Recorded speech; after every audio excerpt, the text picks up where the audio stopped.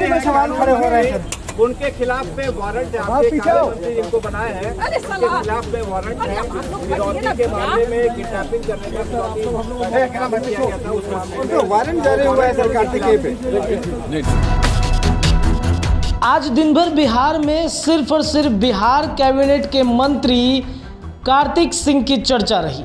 कार्तिक सिंह को विधि मंत्री बनाया गया है और वो खुद कानून के दायरे में आ रहे हैं। पूरे मीडिया जगत में ये चर्चाएं चल रही हैं कि कार्तिक सिंह के ऊपर में अपहरण का मामला दर्ज है, वो अपराधी छवि के व्यक्ति हैं, लेकिन बिहार के मुख्यमंत्री नीतीश कुमार को इसके बारे में कुछ जानकारी ही नहीं है। मीडिया ने जब सवाल किया कि कार्तिक सिंह जब आपके कैबिनेट के मंत्री जो विधि मंत्री बनाए गए हैं उनके ऊपर में अपहरण के मामले दर्ज हैं और जिस दिन कोर्ट में सरेंडर करने जाना था उसी दिन वो शपथ ले रहे थे, इस पर मुख्यमंत्री नीतीश कुमार ने कहा है कि हमको इसके बारे में कोई जानकारी नहीं है। पहले आप नीतीश कुमार का वो बाइट सुनिए जिसमें नीतीश कुमार कह रहे हैं कि हमको कुछ जानकारी नहीं है। विधि मंत्री में सवाल खड़े हो रहे हैं उनके खिलाफ में वारंट है आपके मंत्री जिनको बनाए हैं उनके खिलाफ में वारंट है। फिरौती के मामले में किडनैपिंग करने का किया गया था, उस मामले में वारंट जारी हुआ है सर कार्तिकेय पे। नहीं हमको नहीं पता इसके बारे में जानकारी बीजेपी तो आपने नीतीश कुमार को सुना, उन्होंने स्पष्ट रूप से कह दिया कि हमको कोई जानकारी नहीं है। यानी कि हर समय जब भी इस तरह की घटनाएं होती हैं तो उनको कुछ जानकारी नहीं होता है, जैसे कि पहले से भी चलता आ रहा है। जब वो एनडीए में थे तब भी जब कोई घटनाएं होती थी तो इसके बारे में उनको पहले जानकारी नहीं होती थी, बाद में जब खबरें चलती थी तब इस बारे में उनको जानकारी होती थी। बहरहाल अब बात करते हैं कार्तिक सिंह की। कार्तिक सिंह उनको विधि मंत्री बनाया गया है। कल उनको सरेंडर करने जाना था, लेकिन कल वो शपथ ले रहे थे। आपको बता दें कि बिहार कैबिनेट में विस्तार के बाद नए कानून मंत्री कार्तिक कुमार विवादों में घिर गए। दरअसल जिस दिन उन्हें एक अपहरण केस में कोर्ट में सरेंडर करना था उसी दिन राजभवन पहुंचकर मंत्री पद की शपथ ले लिए। इतना ही नहीं, कार्तिक कोर्ट की नज़र में 8 साल से फरार हैं।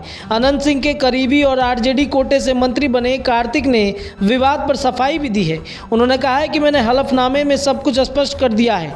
मुख्यमंत्री नीतीश कुमार ने कार्तिक पर आरोपी की जानकारी नहीं होने की भी बातचीत कही है।